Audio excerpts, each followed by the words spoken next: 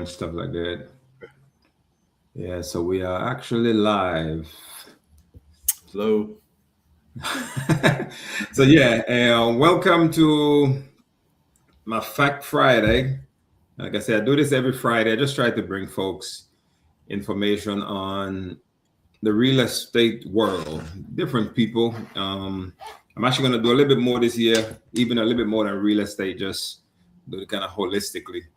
But today I'm with Jonathan Stroud, and he is a mortgage broker with Lending Hand, right? Get that right? Lending Hand Mortgage. Yeah, Lendingham Mortgage. Yeah. So Jonathan, tell me a little bit about yourself, man. How long you been doing this, and what's going on?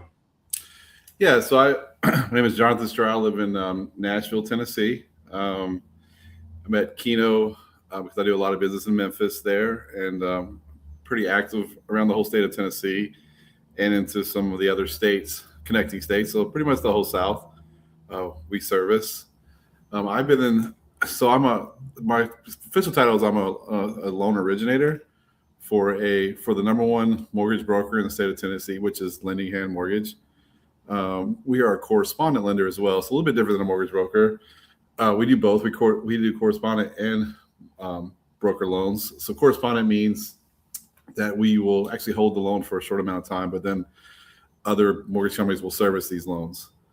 Um, yeah, I've been in business about 6 years now. So help a lot of people. It's really changed my life. I think I found my calling in the business. Just happy to help people get in homes every day.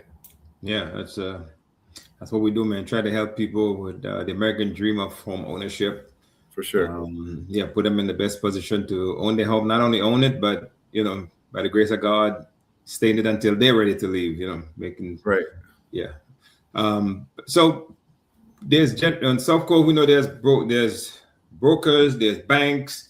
So what would be the basic difference between, say, someone coming to Lending Hand Mortgage versus going to a bank, just a regular Okay. bank to get a mortgage? Okay. So there's actually three different types. There's a bank, and then there's retail lenders, but a bank can be considered a retail lender too. And then there's a mortgage broker like Lending Hand. So the difference is a bank has their products, right? A retail lender, like the Rocket Mortgage of the world, they have their products, right? The Lending Hand, we can broker loans to pretty much any wholesale lender in America. Okay, so if there's a product out there that a wholesale lender in America is offering, we can sign up to be a partner with them and use those products. So we use probably consistently about 20 different lending partners. Um, but yeah, so it just gives you more flexibility, more programs, better pricing, because we're going to price.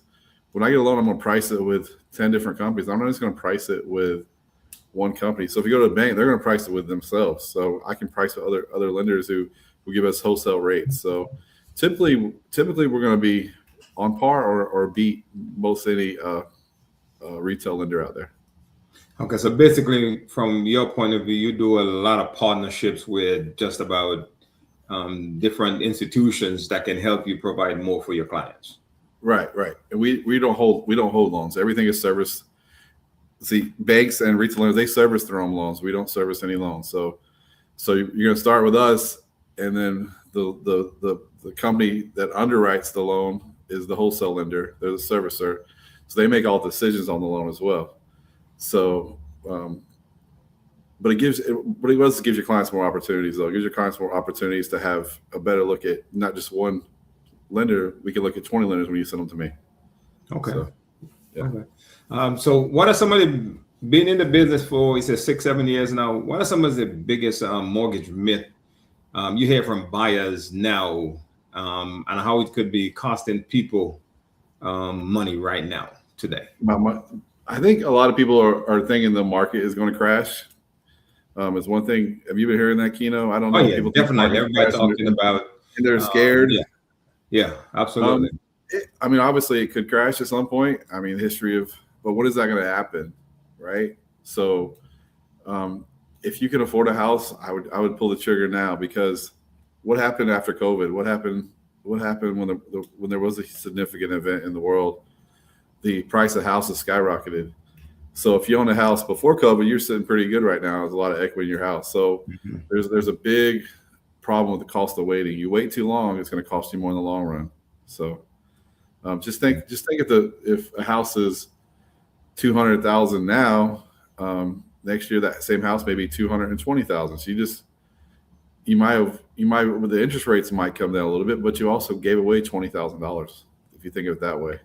Right. Combined with the amount of money you're paying in rent, $20,000 combined with let's just make it 24,000. Say it's 24,000. So that's 2,000 a month you're giving away. Okay, then you're also paying say $2,000 a month in rent. So you just basically gave $48,000 away last year. If your house appreciated that much, if the house that you were looking at appreciated that much, so think about it like that.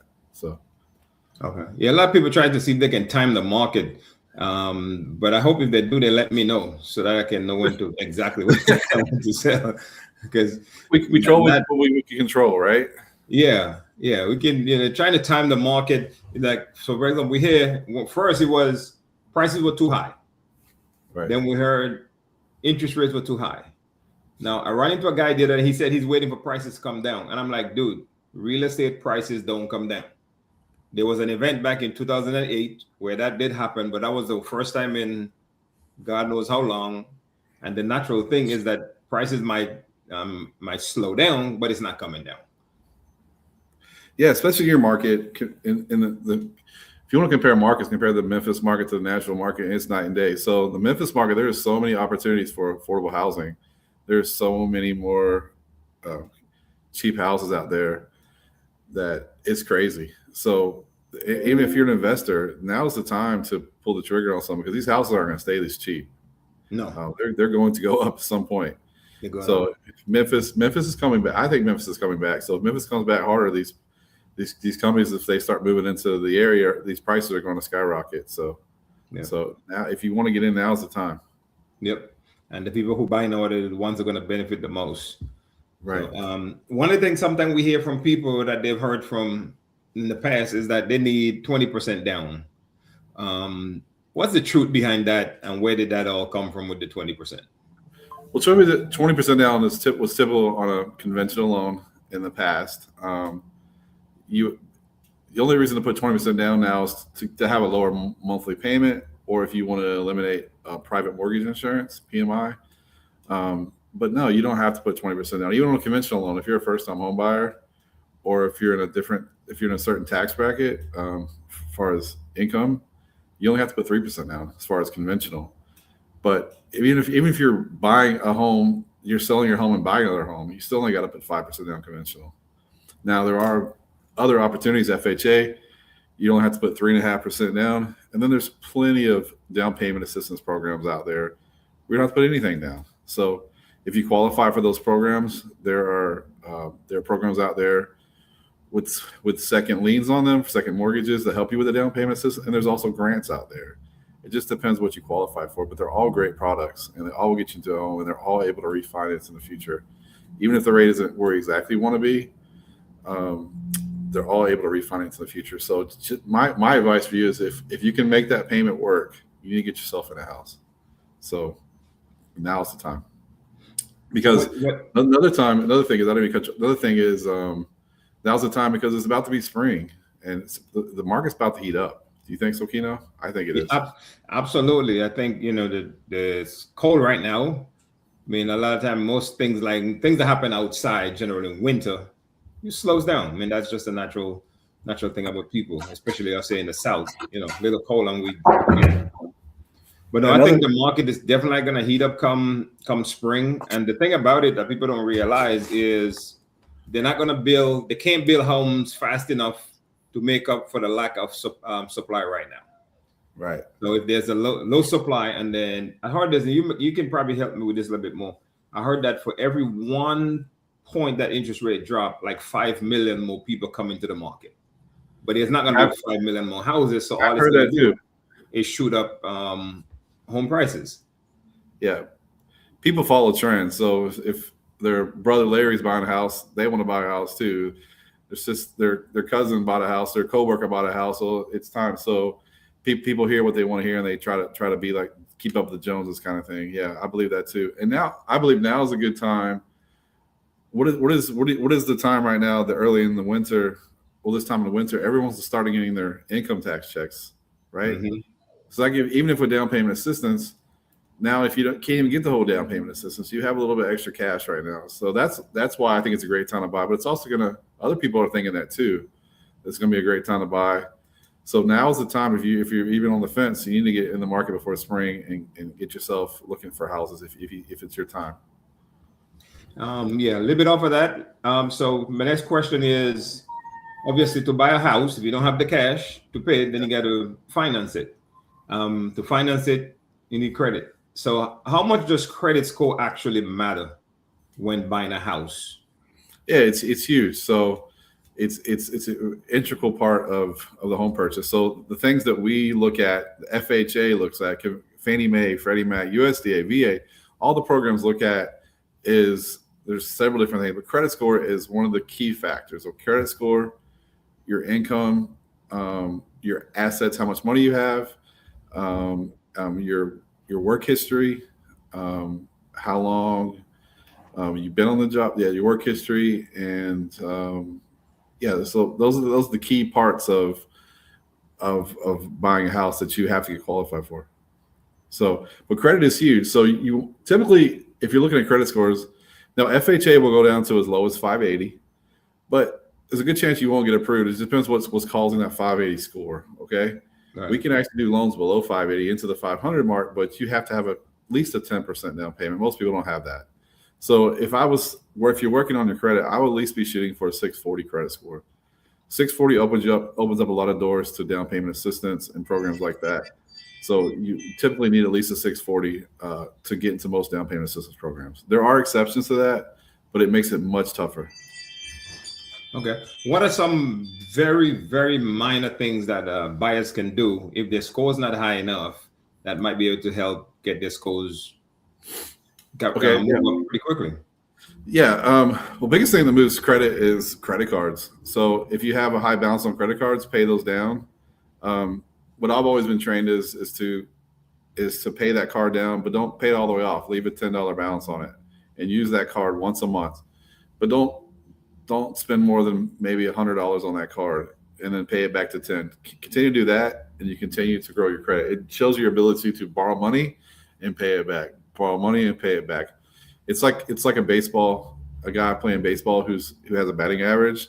Every time you get a hit, your average goes up. Every time you get a late on a mortgage, every time you get a late on a credit card payment, or you get a late on an installment loan, you get a strikeout if you're a baseball player. So make sure you keep getting base hits, and that credit continue to jump. But those are the paying your credit cards down.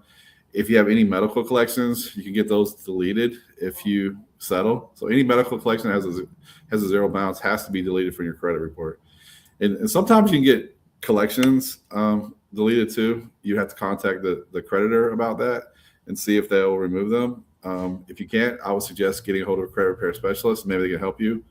Another way is to become an authorized user on someone's credit card. So maybe one of your parents or your uncle or whoever, it can be anybody actually, but the formula for that is you want that credit to have a pretty good history. You want it to have a high limit, but a very low balance. You don't want to increase your debts as far as on your debt to income ratio. So those are a few things. Okay, cool. Yeah, because a lot of times people, they say my scores are too low, and you just kind of explain to them, hey, there's a few things you can do. The problem usually is they don't want to spend the time. They think it should happen overnight. It took them a long time to get where they are, but they wanted to turn around overnight instead of gradually doing it piece by piece to get it back up. Yeah, it's a little bit of work. I see people fix their credit all the time, though. If you get the right credit repair specialist, and I'm sure Keno has probably somebody if you can contact him about, and he'll get you in touch. I have some people too that can help you with that. And I'm happy to look at anybody's credit anytime and see if it's something I see. But if it's too much, I'll refer it to a credit repair specialist. Okay, cool. So usually, like we talked a while ago, when people, the thing that gets the headline is the interest rates. Mm-hmm. But what should buyers be paying attention to besides the interest rate when choosing a loan? So first of all, I don't even care about interest rates, right? when I'm talking to a borrower, I don't even one of the first things we talk about. Don't be too concerned about interest rate. The most thing we should be concerned about is how much your monthly payment is and how much you can afford. So I always ask, what is the maximum amount that you think you can afford to pay and be comfortable? So, and then I will base that on their house price. And some people are living under a rock, and they'll say $800 or $500, which is impossible. But we have to. I mean, I have to curb people's expectations because some people have no clue. So you have to kind of just dumb it down for them a little bit and explain it all to them as best you can. But yeah, the rates are that's something we can't control. So I see the rate sheet and I quote what the rate is, and I talk to my clients about it, and I tell them, hey, in the future we could possibly refi. They have gotten better though. I mean, government loans we're locking those in the 5s now, and conventional loans are in the low 6s. So we were in the 7s and 6s now. Right. We were in the 7s and 6s. Now we're in the 6s and 5s. So we are in a better place. And some stuff might be coming. They actually, what I'm hearing is maybe a new Fed chairman. I heard that on the news today. So that might help rates here in the future. So I don't know. I don't really get into politics like that, but I do see there's some stuff going. At least they're talking about it, trying to find a way to get these rates down. Okay. So, but my like I said, I would say more worry about your monthly payment. What is the what is the amount that you can afford to pay monthly? So, yeah. Based on what you just said, the people that are really, really sitting good are the people who buy when rates were really high and prices were really good. Yeah. Because there weren't a lot of people in the market, but they took the find the house that fit their budget and bought it. Now, what's going to happen when rates go down? They're going to refinance their homes, and then they're going to be dropping their payment $200, $300, maybe $400 a month. And the people who are just now coming in because rates are lower, then you're going to pay more price. Right. That's why they say date the rate, right? And buy the home and date the rate. Marry the home and date the rate, because you're not going to be with that rate the whole life of your loan. A lot of things change. Rates go up, rates go down. You might need equity out of that house at some point. The values go up or down. So, like I said, the biggest thing to me is just finding an affordability. It's affordability. Mm-hmm. So find something that you can afford. So that's when you need a great real estate agent to find you that perfect house and to get you into the right position. Because there are still deals out there. Absolutely. So, sometimes you might not get sometimes you might not get exactly what you want in a house, but you can change things in a house. You just can't change the location. So you can add an extra bedroom down the line. You can remodel that kitchen, whatever, if it's the price that you want. So there's ways to do that as well. Yeah, absolutely. So let's say if a buyer is watching this and is on the fence right now, what's the one step you think they can take maybe this week, this month, to get clarity so they can lock themselves into making the next step towards homeownership? Well, the fence, I would say right now we're still in a buyer's market. We're getting closer to being in an even level market between a buyer and a seller's market. I think we're still in a buyer's market with the rates high. Right. And the reason I would say that's why I think it's the time to buy, because we're still in a buyer's market.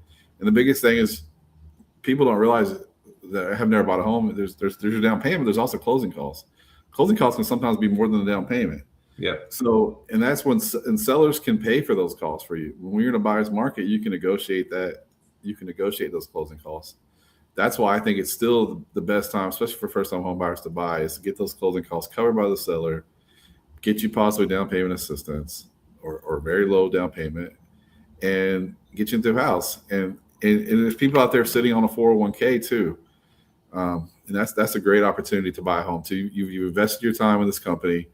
There's a lot of people that work for FedEx and companies like that in the Memphis area. And a lot of people have these big 401ks with 40, 50, 60, 100,000 in them.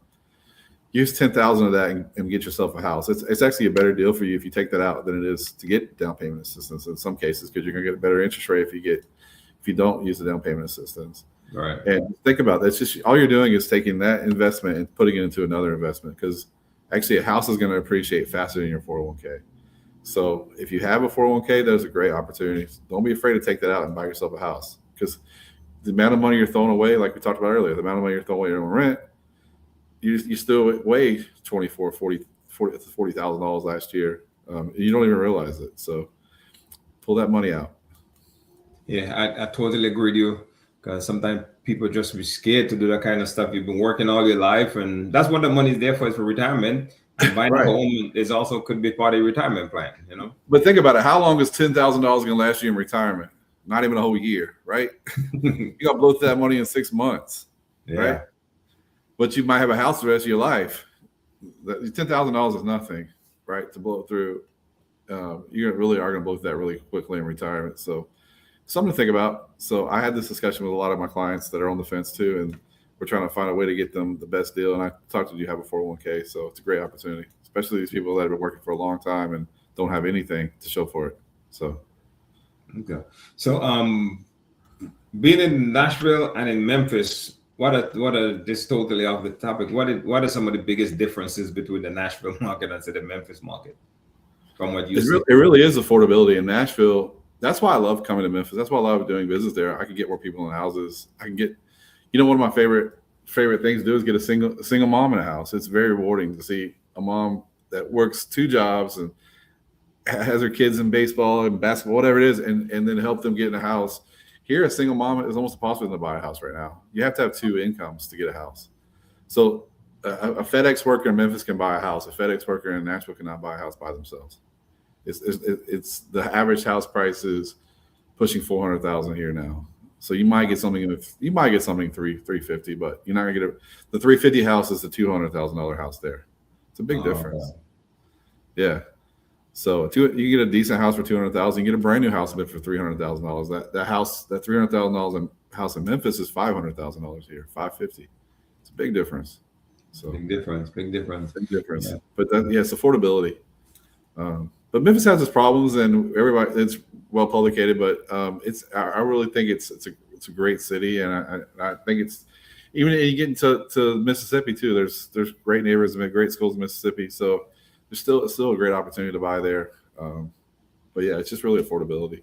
Yeah, we have a really, really good market here in Memphis, the surrounding areas, northern Mississippi, where people can truly own homes, because the prices are really good. Like, something that I do whenever I travel these days is, when I'm in a certain neighborhood, or depending on the neighborhood, I will look up the prices of homes and then kind of in my mind say, okay, this home here, what would it compare to in Memphis?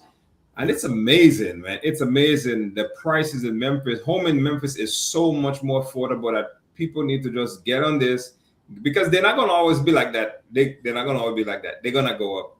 People need to just get on the thing.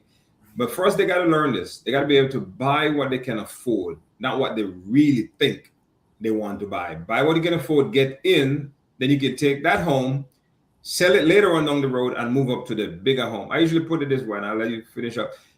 Even the NBA stars, when they get their first contract, the home they buy is not the biggest home they're gonna buy. They're gonna sell that one and buy another one as they keep going forward. So that's what I try to get people to understand. Yeah, starter homes. Starter homes are key. You might not get your dream home in your first home. No, They'll get you into something. Build some equity, grow. That's the easiest way to grow wealth. Rich people don't rent. Think about that. Rich people own homes, and they started there, and their parents owned. And so if you want to end that cycle, you really got to buy a home. So it's just the easiest way to invest in yourself and invest in your family. yeah, man. So If you have anything else you want to just let folks know that's going on in your business, also if you got any your contact information that folks can reach out to you. Got you. Yeah, happy to help anybody. We have a lot of great programs for down payment assistance for investors. A lot of people investing there. Our company our process is very smooth. Our average clear to close on most of our loans is less than 12 business days. So it's really, really smooth process. I bet on myself. So I'm really easy to get a hold of. Call me anytime. I'm available to you on the weekends, whatever. Just call me. Happy to discuss your options. Happy to get you pre-approved. Get you over to Keno. Let's get you a house. Absolutely, man. And yeah, just reach out to me. I'll definitely get you in touch with Jonathan as well. Can get you his link, get you his phone number, get you his pre-approval links. So yeah, but again, get in the game, folks. In the end, you will you'll feel good about it. And just look me up on Facebook or whatever too. You can find me. I'm easy. You Google my name. I'm right there. So really easy to find. So on social media, it's just your name, Jonathan Stroud. That's You'll see this bald head on there right when you log in. You'll see. I got one of those too. But I want to say it's been a pleasure talking to you, Keno. It's always a pleasure. I do so much business there. Memphis is my second home. The people there. What I like about Memphis is what Nashville used to be. I mean, Nashville has all the people from Memphis see all these great things happening in Nashville, but they also need to remember we've lost that small town, that home feel, and you guys still have that. We have all these transplants here. We don't even half people here never even came from here, so I that's why I like coming there too. It's home. People make you feel at home when you come there, and they're very accepting. I love that place. Yeah, I've lived in many different places in the United States, and I tell you, Memphis is gonna be my home. We got issues, but I love Memphis. I definitely love Memphis. I've lived in Memphis longer than I've ever lived anywhere in my life. People are very proud, and I also learned that people are very proud there of their city. So yeah, that's why I'm pushed. I really wanted to come back hard, and it's a great place, but it's gonna be better in the future. Just need the right people to come in and invest in that city. Hopefully, it's in the future. So right corporations come in and get better jobs, and that's where it starts. But home ownership is part of that. So you investing in the city is part of that as well. We don't need everybody renting there. We need people investing in their city. Yep. And the more people buy homes, the more they take care of their neighborhood. So yeah, buy a home in your neighborhood goes up. And you own a piece. You own a piece of that. When you own a piece of a city, you're more invested in that city. When you rent, you're not as invested. But when you own, you really are invested in that city. You're absolutely correct. Man, Jonathan, thank you so much, man. And next time you're in Memphis, let me know. We'll go pick up lunch or something. Yes, sir. Anytime. Call me anytime, brother. Hey, man. Appreciate you, man. Thank you. All right. See you. Bye. All right. Bye.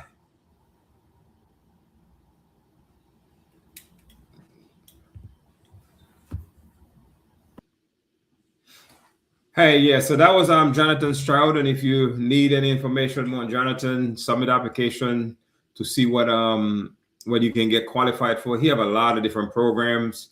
Like I said, he's a broker, so he partnered with many different lenders throughout the country that can help you get approved. Most people, again, they talk about interest rate, but then they'll go to the car dealership and they won't bother about the interest rate. They'll say, if you can make my payment this, I'll buy it. Same thing as a house. See what you can afford. Find a home. Put it this way. Find a home that fits you and your family's needs, that fits in your budget, and buy the home. Get in the home. If rates are high, fine. The natural progression is that at some point they're going to go down. So once they go down, you can refinance, have a better payment. But again, thank you guys very much for tuning in. If you heard this, appreciate you guys. I said, I'm going to try and make this holistic. So next week, I have an idea of somebody I want to talk to. Hopefully I can, but I'll have another episode on Friday at 4:00 Central Time is when we come on. Try to be about 20, 30 minutes max. Not a big, long conversation. Just quick, relevant information for you guys. Hey, it is still dangerous out there here in the South, here in Memphis. Be careful. Enjoy your weekend. And I'll see you guys next Friday. Bye-bye.